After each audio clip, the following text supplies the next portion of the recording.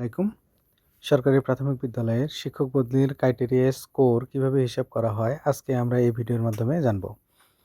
প্রথমেই আমরা দেখব কোন কোন বিষয়ে স্কোর আছে। কর্মরত বিদ্যালয়ের কর্মকাল সেখানে আছে 25, স্ত্রী এবং পুরুষের ক্ষেত্রে আছে হচ্ছে 10, এরপরে প্রতিবন্ধী আছে 15, স্থায়ী ঠিকানা হতে কর্মরত বিদ্যালয়ের দূরত্ব সেখানে আছে 20।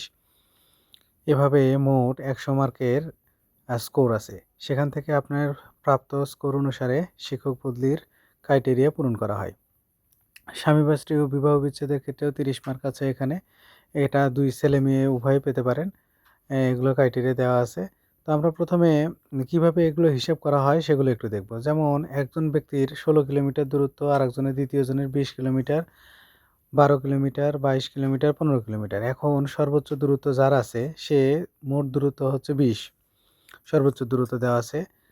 তার মানে হচ্ছে যার দূরত্ব সবচেয়ে বেশি হবে সে পাবে হচ্ছে এখানে ফুল মার্ক, এবং ওই 20 দূরত্ব থেকে যে বাকিগুলো আছে তাদের আনুপাতিক হারে অন্যান্য মার্কগুলো পাবে। যেমন 16 কিলোমিটার পাবে ওই যে 20 গুণন 16 ভাগ কত 22, তার মানে 14.15। তারপরে হচ্ছে 20 গুণন 20 ভাগ হচ্ছে 22, 18.18। এভাবে হিসেব করতে হয়।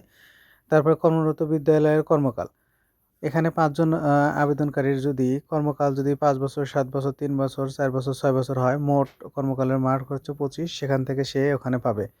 এরপরে ক্রাইটেরিয়া অনুসারে স্ত্রী বা পুরুষ, মেয়েদের ক্ষেত্রে হলে 10 মার্ক পাবে, পুরুষদের ক্ষেত্রে 0। এই বিষয়টা খুবই মানে হতাশাজনক আর কি ছেলেদের বদলির ক্ষেত্রে। কারণ নারী হইলে সেখানে অটোমেটিক্যালি 10 মার্ক পাবে, যা একটা বদলির স্কোরের জন্য অনেক। আরেকটা গুরুত্বপূর্ণ বিষয় হচ্ছে প্রতিবন্ধী। আবেদনকারী প্রতিবন্ধী হলে 15 মার্ক অটো থাকবে।